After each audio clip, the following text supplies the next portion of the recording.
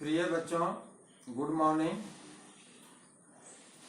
आज मैं आपको कैदी और कोकिला शीर्षक कविता का चतुर्थ भाग बतलाऊंगा, लेकिन इसके पहले मैं PT1 का जो पाठ्यक्रम है उसके विषय में मैं इसकी पुनरावृत्ति कर दूं।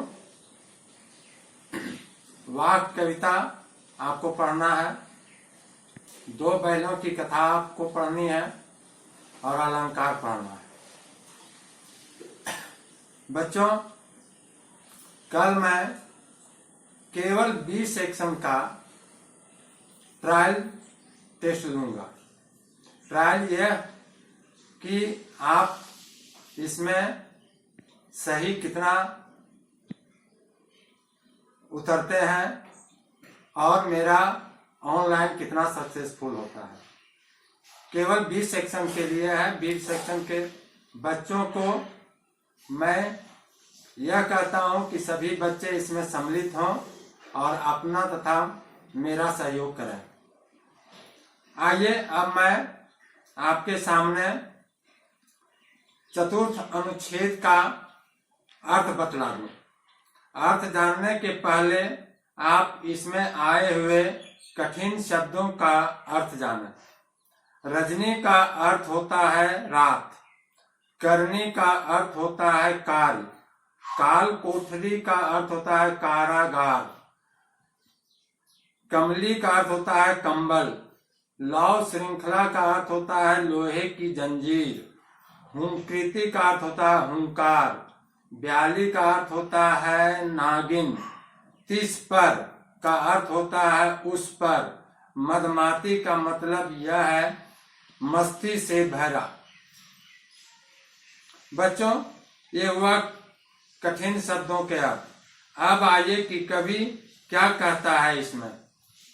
कवि कोयल को संबोधित करते हुए कहता है कि हे कोयल, तेरा रंग काला है, आज की रात भी गहरी काली है। इस ब्रिटिश शासन की करतूतें भी काली हैं, उनकी शासन व्यवस्था भी काली है, अन्यायपूर्ण है।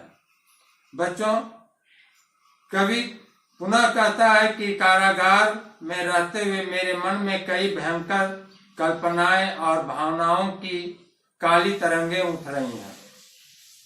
मेरी काल कोठरी जिसमें मैं बंद हूं वह भी अंधकारमयी है, अर्थात काली है। मुझे ओढ़ने के लिए दी गई टोपी और कंबल का रंग भी काला है। मुझे बांधने वाली लौ की जंजीर भी काले रंग की है। इस काले अंधकारपूर्ण अन्यायपूर्ण वातावरण में पहरेदार की हुंकार मुझे सर्पिणी के समान डराने वाली काली लगती है। इतना अन्याय होने पर भी मुझे कारागार के सिपाहियों द्वारा गालियां अर्थात अपशब्द सुनने को भी मिलती हैं। बच्चों, कवि आगे कहता है कोयल को संबोधित करते हुए कि हे सखी कोयल, कारागार के इस संकटपूर्ण समुद्र में तुम क्यों मरने की ठान कर आई हो। तुम मस्ती से यहाँ गा अवश्य रही हो, किंतु यहाँ तुम्हारे जीवन का कोई भरोसा नहीं है, कब तुम्हारा जीवन समाप्त हो जाए। तुम पर सदा संकट के बादल व्याप्त हैं। तुम अपने प्रकाश भरे आशा और उत्साह भरे गीतों को इस अंधेरी रात में वह भी कारागार पर मंडरा कर क्यों व्यर्थ गा रही हो। मुझे स्पष्ट अपने मुख से बोलकर बताओ कि तुम इस तरह के गान क्यों गाती हो।